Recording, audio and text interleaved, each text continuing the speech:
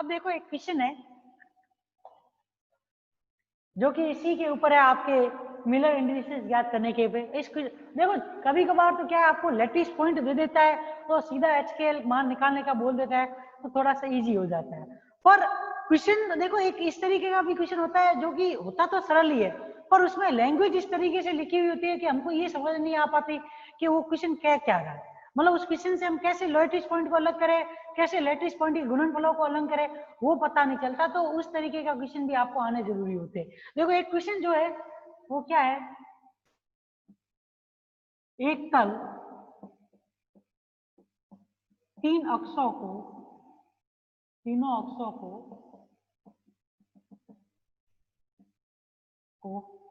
6, 8 and 10 angstrom अंतखंडों में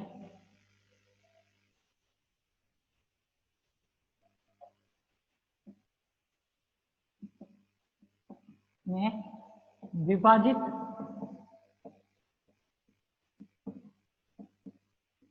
करता है। तो जालक नियतांक इस तल के जो है वो क्या है, जालक नियतांक क्रमशः ए, बी और सी जो है वो किसके बराबर है, आपके 3, 4 एंड 2 एंगस्ट्रॉम। तो तल के मिलर अंक ज्ञात कीजिए। ठीक है ना। अब देखो इस क्वेश्चन के अंदर अंतखंड जिस जगह पे काट रहे हैं उनका मान दिया गया। जैसे आप डायग्राम बनाओगे 3 डायमेंशनली, तो डायग्राम क्या होगा, इस तरीके से तीनों अक्षों के ऊपर काटेगा, तो ये तीनों ही क्या है, एक प्रकार से इसके अंतखंड है। ठीक है, एक तो ए, सॉरी ये बी, ये ए और ये सी, ये पॉइंट हो एक्स वाई जेड। उसने बोला है कि 0 से ए अंतखंड जो है उसका मान क्या दिया है, यहाँ पर उसने आपके 6 एंगस्ट्रॉम, यहाँ पे इसने मान क्या दिया हुआ है 8 एंगस्ट्रॉम, यहाँ पे मान क्या दिया हुआ है 10 एंगस्ट्रॉम। मतलब ओ से ए जो है वो किसके बराबर है 6 एंगस्ट्रॉम के बराबर, ओ से बी किसके बराबर है 8 एंगस्ट्रॉम के बराबर, ओ से सी किसके बराबर है 10 एंगस्ट्रॉम के बराबर, और ए का मान कितना दिया हुआ है आपके 3 एंगस्ट्रॉम, बी का मान क्या दिया हुआ है 4 एंगस्ट्रॉम, और सी का मान क्या दिया हुआ है 2 एंगस्ट्रॉम।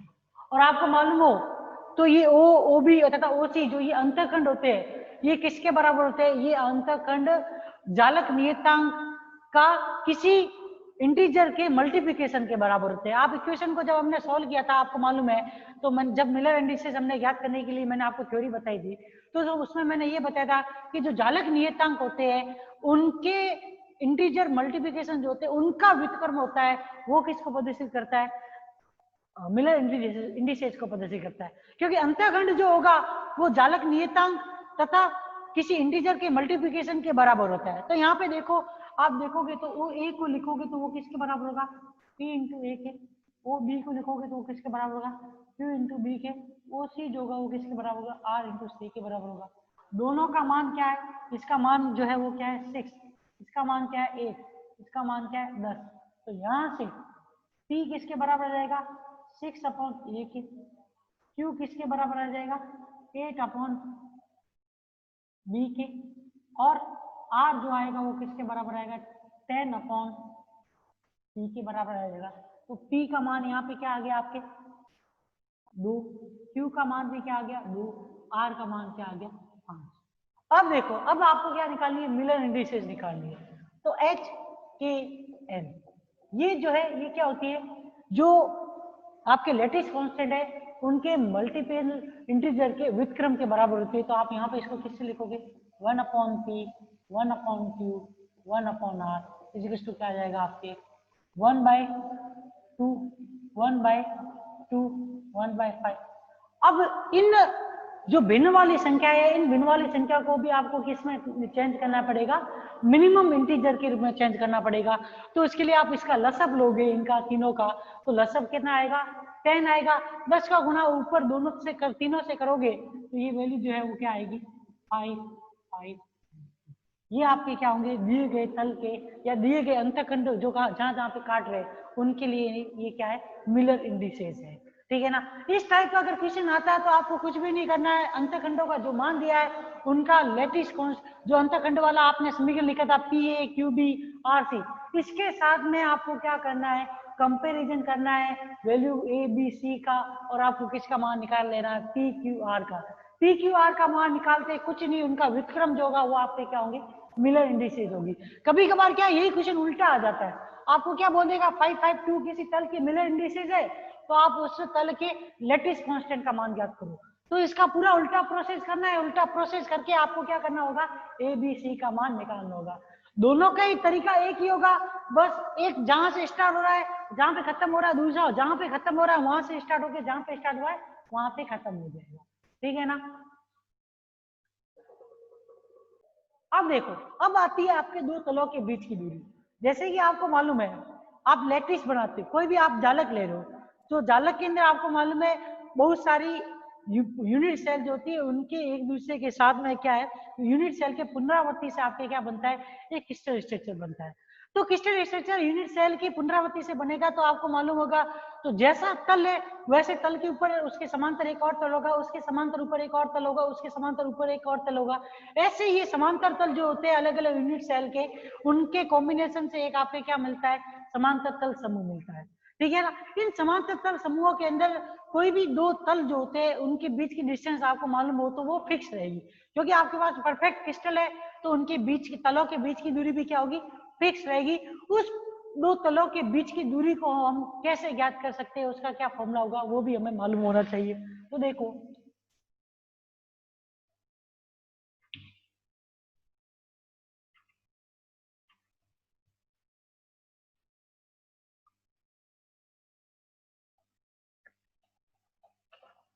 अब देखो जालक तलों के बीच की दूरी, जालक तलों के बीच की दूरी,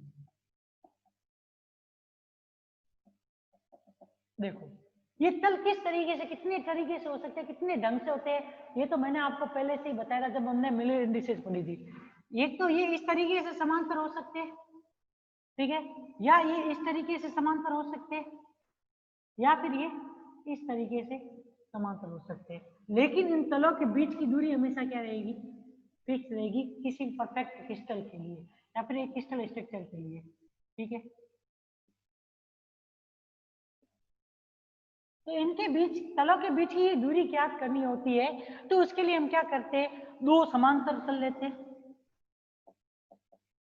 ठीक है, दो समांतर तल लिए जिनके बीच की दूरी क्या है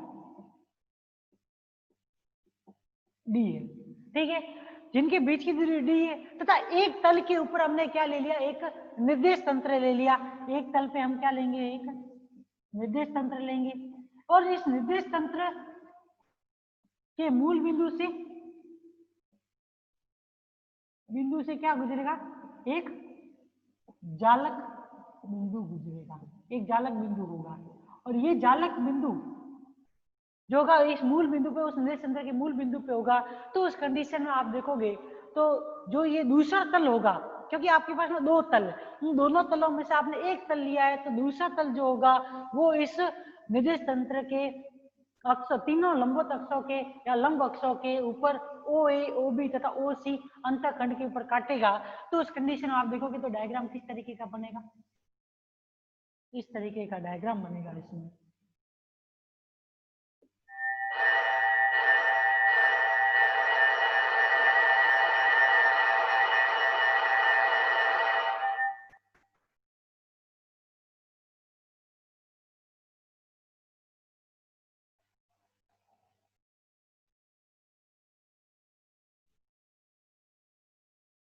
ठीक है, और जो आपने तल लिया उसके मान लो लेटिस कांस्टेंट क्या है ए बी सी है और ये लंब अक्षों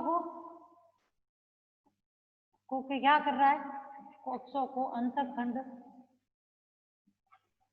ओ ए ओ बी ओ सी पर काटता है,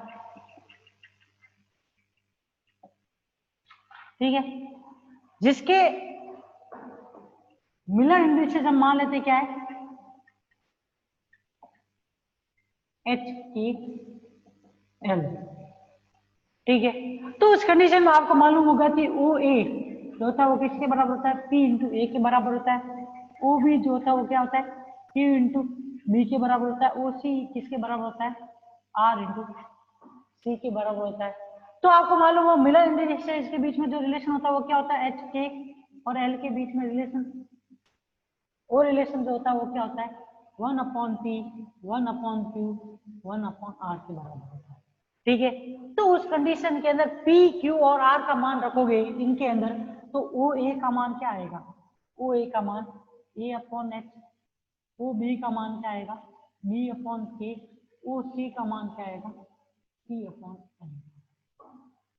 ठीक है, अब देखो अगर आपको दो तलों के मध्य की दूरी ज्ञात करनी है तो उसके लिए आपको क्या करना पड़ेगा, मूल बिंदु O से, क्योंकि ये अंतःखंड है तो ये इसके एक क्या होगा, इस निर्देश तंत्र के समांतर रूप में होगा, उपस्थित होगा इसके ऊपर इस तरीके से, क्योंकि ऊपर वाला नीचे वाला जो निर्देश तंत्र है तल के ऊपर, उसके ऊपर वाला तल क्या कर रहा है, इन अंतःखंड का निर्माण कर रहा है। तो उसके लिए आपको क्या करना पड़ेगा, नीचे वाला जो निर्देश तंत्र है या फिर जो तल है उसके ऊपर जो ये निर्देश तंत्र है उसके मूल बिंदु O से आपको क्या करना पड़ेगा, ऊपर वाले जो तल है उसके ऊपर आपको एक क्या करना पड़ेगा, आपको एक लंब का खींचना पड़ेगा। मान लो कि ये आपने लंब खींचा, ठीक है, P, ठीक है,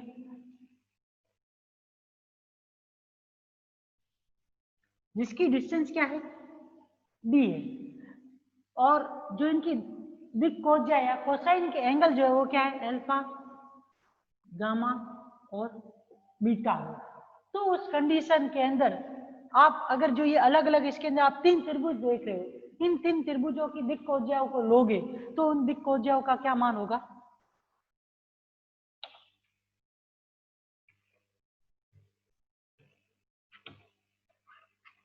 कॉस अल्फा जो आएगा, एक त्रिभुज का ले लो आप, ऊपर वाले का, इस त्रिभुज का OPA का ले लोगे तो OPA के लिए अगर आप कॉस अल्फा का मान निकालोगे तो कॉस अल्फा बराबर क्या आएगा, लाला बटे कक्का, लंब बटा आधार बटा कण आ जाएगा। ठीक है, ओ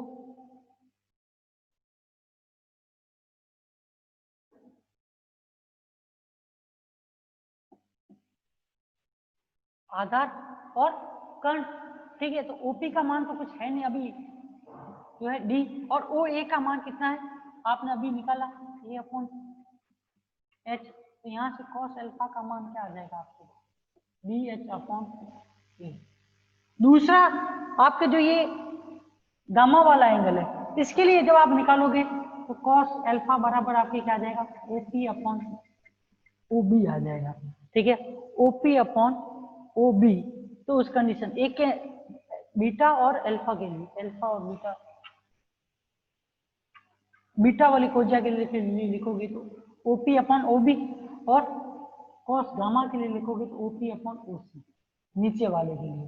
ठीक है, तो अब देखो इसके अंदर किताब के अंदर देखोगे तो 3 डायमेंशनल डायग्राम बना हुआ जिसके अंदर अलग अलग त्रिभुजों को घेरा करके बनाया हुआ है। ठीक है ना, तो उसमें आप देखोगे अल्फा बीटा का डायरेक्टली उसने लिखा है, पर यहाँ पे देखोगे तो अल्फा बीटा गामा जो है इस तरीके से बनेंगे, और उसके अंदर आप देखोगे तो त्रिभुजों को अभी आप देखोगे तो किस तरीके से रंगीन कर अंदर किए हुए, इसी प्रकार से जो एक लंब लिया गया और उसके अंदर क्या किया गया है, 3 अलग अलग त्रिभुजों को आप देखोगे डार्क फॉर्मेट में बनाकर, और उनके कॉस अल्फा, कॉस बीटा और कॉस गामा, मतलब जो ये दिक कोज्याएं हैं अल्फा बीटा और गामा, इनका मान उसके अंदर लिखा गया है डायरेक्ट। देखो cos बीटा का मान OP/OB लिखोगे तो OP का मान क्या है, D/OB का मान क्या है आपके पास में, B/K, तो इसका मान क्या आ जाएगा, DK/B आ जाएगा। इसका मान क्या आ जाएगा, B/C/L, तो क्या आ जाएगा, DL/C आ जाएगा। ठीक है,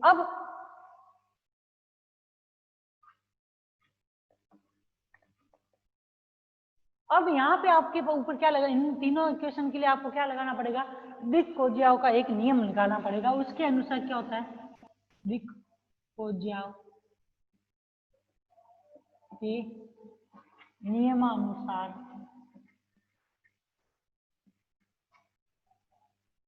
cos square alpha plus cos square beta plus cos square gamma जो है वो किसके बराबर होता है? 1 के बराबर होता है। यहाँ से स्क्वायर अल्फा बीटा और गामा का इसके अंदर मान रखोगे तो वैल्यू जो आएगी वो क्या होगी?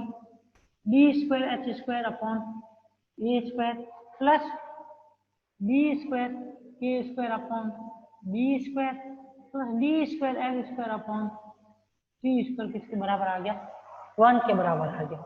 वैल्यू किसकी निकालनी है? डी की वैल्यू निकालनी है। तीनों से डी को कॉमन ले लो। तीनों से जब डी को कॉमन लेंगे तो डी स्क्वायर कॉमन में क्या आ जाएगा आपके?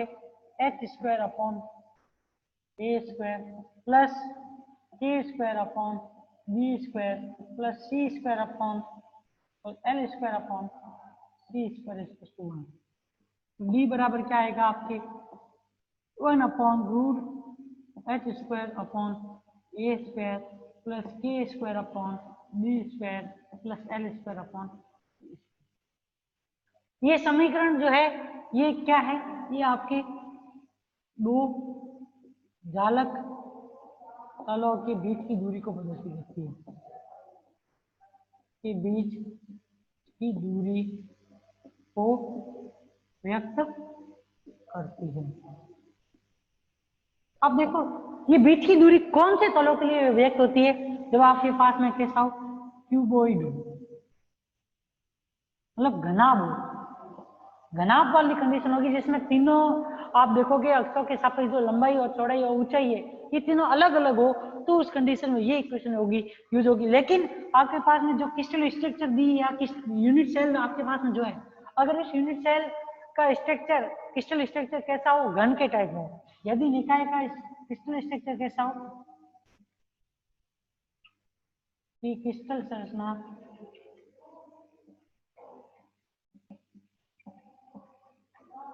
घन के समान हो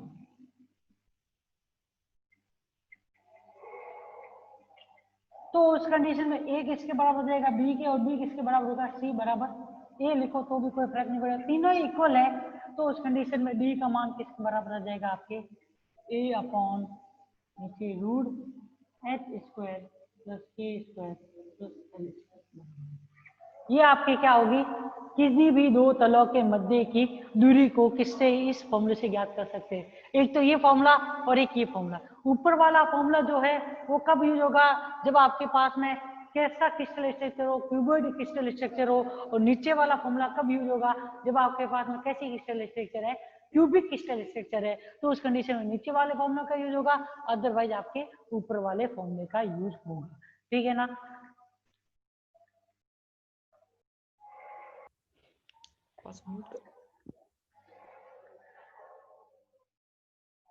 अब देखो, अब आपके पास में क्या है कि जैसे कि मान लो कि आपके पास में एक जालक तल है, ठीक है? एक तल में, किसी भी एक जालक तल में आपको क्या करना हो? कितने जालक बिंदु है उनका घनत्व ज्ञात करना हो। मतलब आपको क्या है कि आपके पास में कोई भी क्रिस्टल स्ट्रक्चर है, उस क्रिस्टल स्ट्रक्चर के अंदर आप देखोगे तो एक तल है, जैसे कि आपने एक साइड का ऊपर वाला तल ले लिया, ये वाला तल लिया, तो आपको मालूम है इसके ऊपर और भी इनफाइनेटली काफी तल होंगे, क्योंकि एक तल है तो उस एक तल से रिलेटेड क्या होगा? कोई ना कोई आपके पास में एक यूनिट सेल होगी। तो यूनिट सेल को आप जब इसमें से तैयार करोगे तो इस तरीके की तैयार हो जाएगी इसके अंदर,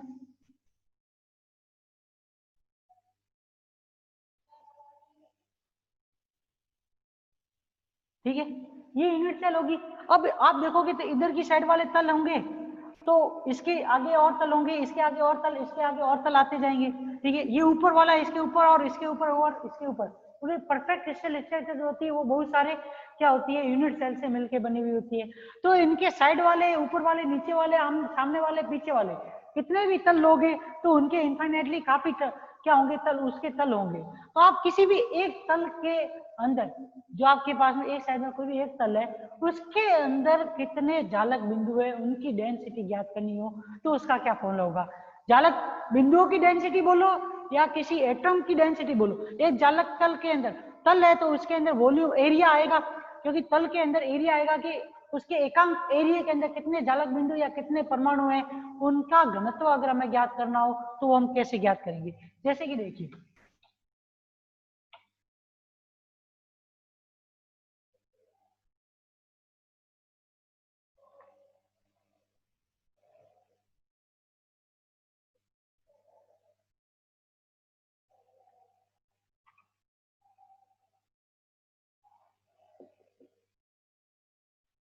एक तल में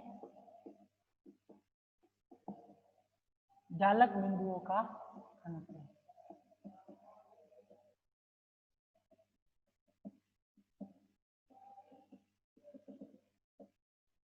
अब देखो, किसी भी एक तल में जालक बिंदुओं का हमें घनत्व ज्ञात करना है, तो उसके लिए हम क्या कर लेते हैं, हम कोई भी एक तल ले लेते हैं। ठीक है, ये हमने एक तल ले लिया और इसके समांतर हमने क्या ले लिए, ऐसे कैसे एन तल ले लिए। ठीक है ना। अब देखो, आपको मालूम है क्रिस्टल स्ट्रक्चर है, तो उस कंडीशन में इन सभी तलों के बीच की दूरी भी क्या रहेगी, फिक्स रहेगी, उसमें भी किसी प्रकार का कोई भी चेंज नहीं होगा। मान लो कि इनके बीच की दूरी डी है।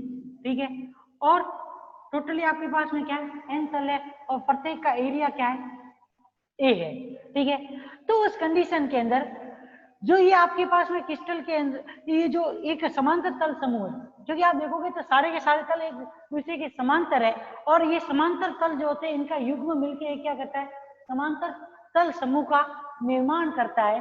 तो उस कंडीशन के अंदर क्रिस्टल के अंदर जो ये एक समांतर तल समूह है, इसके आयतन को लिखोगे।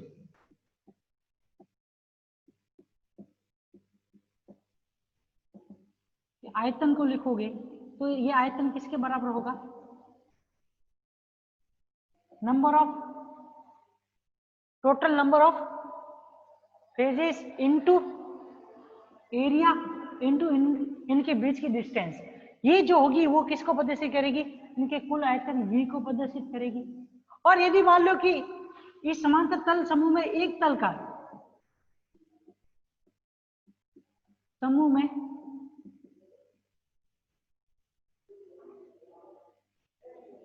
एक एकांक कोष्ठिका का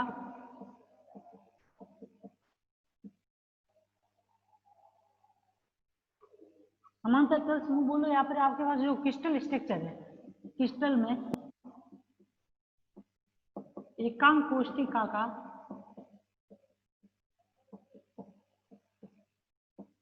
आयतन क्या स्मॉल v है, तो आपको ये पता करना हो कि इस आयतन के अंदर, या फिर आप ये बोल सकते हो जो आपके पास में ये समांतर तल समूह है, इसके अंदर कितनी एकक कोष्ठिकाएं है उसकी संख्या ज्ञात करनी हो, तो आपको क्या करना पड़ेगा, इस कैपिटल V के अंदर क्या करना पड़ेगा, स्मॉल v का क्या करना पड़ेगा, भाग देना पड़ेगा।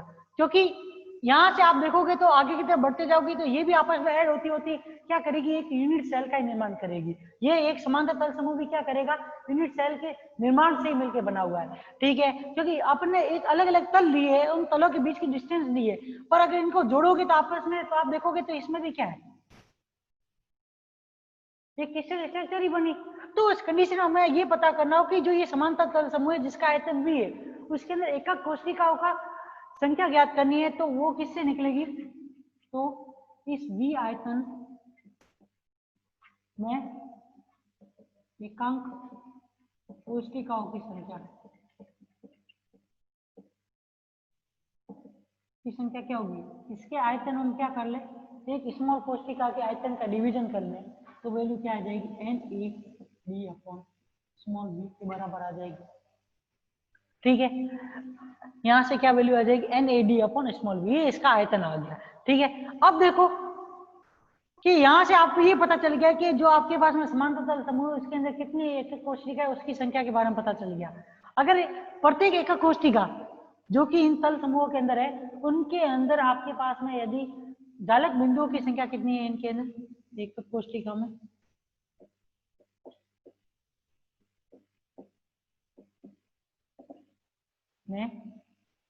जालक बिंदुओं की संख्या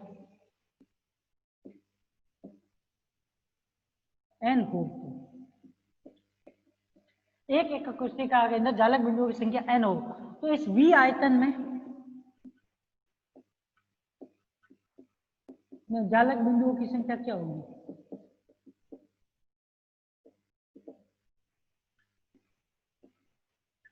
एक के अंदर n है, तो V आयतन के अंदर जितनी एकक कोशिका है उनकी संख्या का किससे गुना कर लोगे आप, इस n से गुना कर दोगे इसका, तो आपको क्या मिल जाएगी, एकक कोशिकाओं की संख्या के बारे में पता चल जाएगा। n डैश इक्वल टू आपके पास में क्या आ जाएगा, NaD upon small v into और यदि किसी एकक कोशिका के अंदर जालक बिंदुओं का घनत्व क्या हो,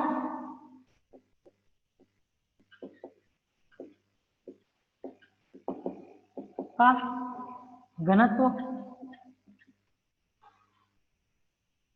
रॉ है और टोटल तल आपके पास में क्या है, या किसी का कितनी तल है आपके पास n, और प्रत्येक तल का क्षेत्रफल आपके पास में क्या है, a।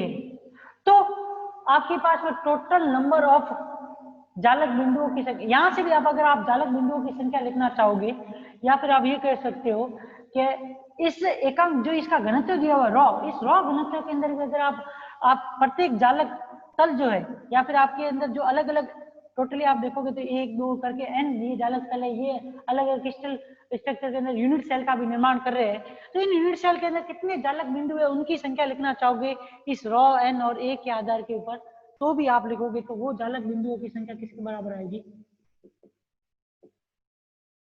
क्योंकि एक का घनत्व रॉ है तो n तलों का घनत्व क्या हो जाएगा, n रॉ, और उनके एरिया को मल्टीप्लाई करोगे तो आपको क्या मिल जाएगा, n रॉ इंटू ए, आपके उसके अंदर क्या मिल जाएगा, टोटल नंबर ऑफ जालक बिंदुओं की संख्या हुई। क्योंकि एक तल के लिए तो क्या आ जाएगा, रॉ इंटू ए जाएगा, तो n तलों के लिए क्या होगा, n रॉ ए हो जाएगा। तो जालक बिंदुओं की संख्या क्या आ जाएगी आपके, n dash is equal to n rho A, ठीक है, n रॉ ए। अब देखो यहां से n डैश किसके आधार के ऊपर, यूनिट सेल के अंदर उपस्थित जालक बिंदुओं के आधार के ऊपर आपने ज्ञात किया, एक आपने उसके घनत्व के आधार के ऊपर ज्ञात किया, दोनों ही एक ही चीज को बता रही है। तो इस 1 और इस 2 का क्या करो, आपस में कंपेयर करोगे, n रॉ ए किसके बराबर आ जाएगा आपके, n a b upon small v into n से n गया, a से a गया, तो रॉ बराबर आपके क्या आ गया, एन बी अपॉन बी के बराबर, ठीक है।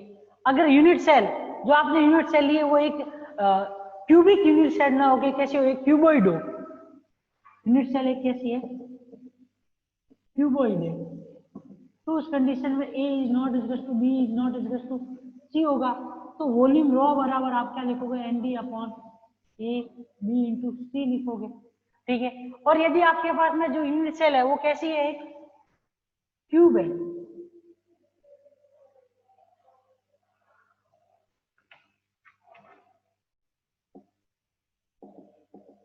सेल एक क्यूबिक है, तो उस कंडीशन में a equal to b equal to क्या हो जाएगा, c।